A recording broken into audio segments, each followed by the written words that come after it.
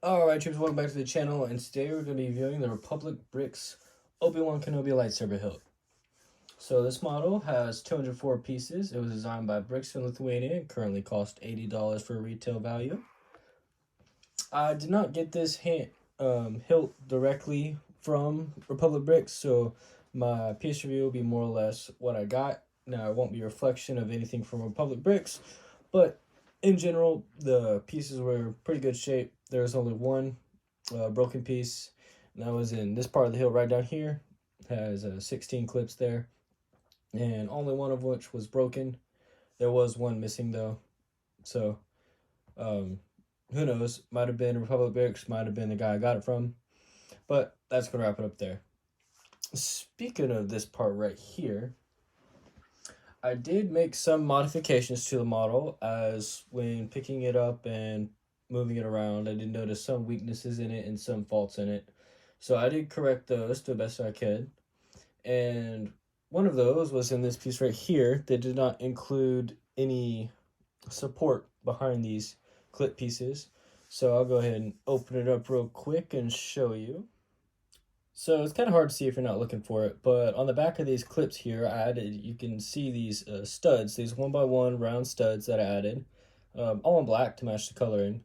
And basically what they do is, before I had them on, wanted to do kind of like this on the model, which as you can see with the studs, it's not allowed to do that, but it was kind of wanted to do that, which per the instructions and per some other things I was looking at, that's not the right shaping. It had more of a slight curve to it, which I'll show the proper version of in just a second.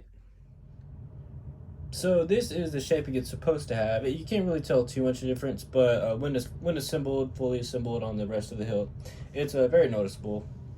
And just as far as spacing and accuracy goes, it's a little better. And you can see a little bit here how it has slightly the backwards tilt when you rotate the pieces around. And that's what it's supposed to look like per several reference images I've seen of the real saber in universe, as well as what they have in the instructions. Now, that is something I did pass on to Timmy, so maybe in future versions of the hilt we'll see those added in there.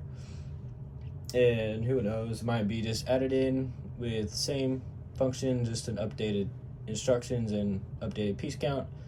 But which that does, by the way, bring the piece count to 420 pieces with what I've done, with what I've added of the 16 studs there.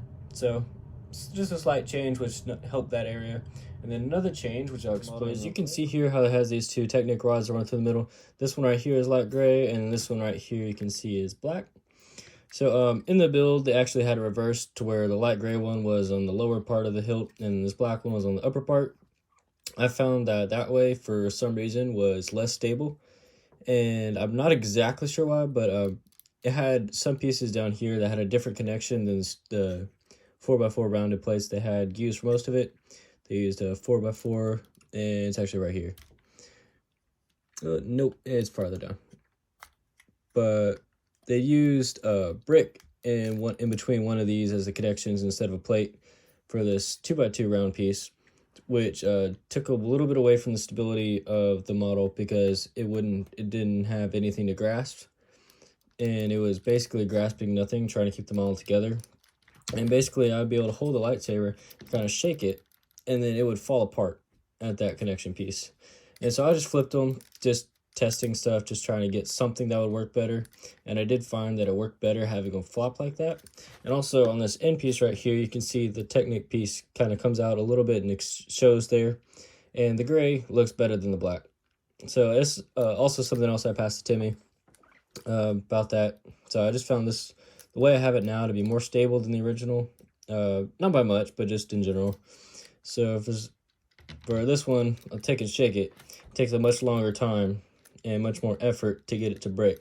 And then it will eventually break, but it takes a lot more concentrated effort to do it. And then something else that was kind of interesting as far as the design standpoint was these pieces right here that are rotating. And none of these other ones rotated like that, but that's because they had pieces where it locked into more places than one.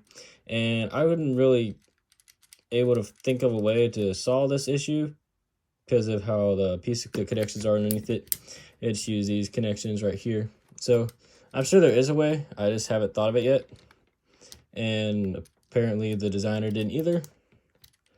But yeah, as far as the design stuff goes. As far as any play features for the model goes, it doesn't really have any, to be honest. I mean, you can pick it up and kind of whoosh around like a saber in mock combat, which you can do, but if you do it too much or even just shake it like that, it'll fall off like that. So that's just kind of showing what it'll do. But so you can do it, but it's really just meant as a display piece. Just set it on its stand and look at it is what it's really meant for. So I mean, aside from like picking it apart and putting it together, there's not really much you can do with it aside from just kind of whooshing it around. But I mean, I guess it would count as one if you want to consider it that. As far as instructions go for the model, they're pretty good. I mean, I had no problems building it, and the hardest part probably was this part right here, because you had to use some unique angles, and I'll go ahead and show that real quick. Just you can see it on there, those bricks, they were just kind of off center, off angle, and you did have to kind of do a little bit of working around there to get those like that, but it did show you how to do them in the instructions pretty well. Much better than I would kind of expected. But yeah, I had no problems personally with it. There were just a couple things I would have changed and done differently. But as far as building the model, I had no problems with the instructions. It was just the stability afterward that I had problems with. So this specific saber is modeled after the third and final lightsaber of Obi Wan Kenobi, which, as far as that goes, it does very well representing it in Lego form. One thing I did notice there was these pieces right here needed to be a little longer. Not by too much, maybe like a brick or two on each side. But it was definitely a little bit longer than I have here. And something else was this piece right here. So it had, in universe, it had one black piece against this gray here, and then 9 other rings. So, which does pretty good here. It has a total of 10 black rings here, which in universe it had 10 as well, with the one closest to the back of the hilt being directly attached to the gray. So it does have a small 2x2 round plate in there, keeping a small distance of it, which per all the reference images I had seen was not accurate. Another thing I'll say as far as actually goes is these red and gray pieces right here are not in the position they should have been. Now, they could have gone about a couple of different ways of doing this, but per the way they have it built, it would have been hard to do that. But it could have been done. But basically, these pieces are in what I refer to as the 1/4 marks for this length.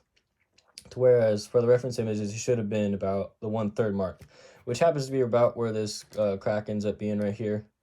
Or not crack, but the space between these 2x2 tiles. So, I mean, it's something I noticed when I was looking at it. Thought I was point out. And just to wrap it up here, is it minifig scale? So, obviously, well, I'd hope, obviously, the answer is no. But it is better, in my opinion, because it is a 1-to-1 ratio, more or less. So, in universe, the length of the saber was 11.5 inches. This one right here, per my measurements, was roughly 11.75. So only about 1/4 of an inch, or roughly a little bit under 1 centimeter difference between this and the in-universe design. So that's pretty good, in my opinion. It's very close, roughly the same scale, and definitely a good size comparison to what they would have used in battle.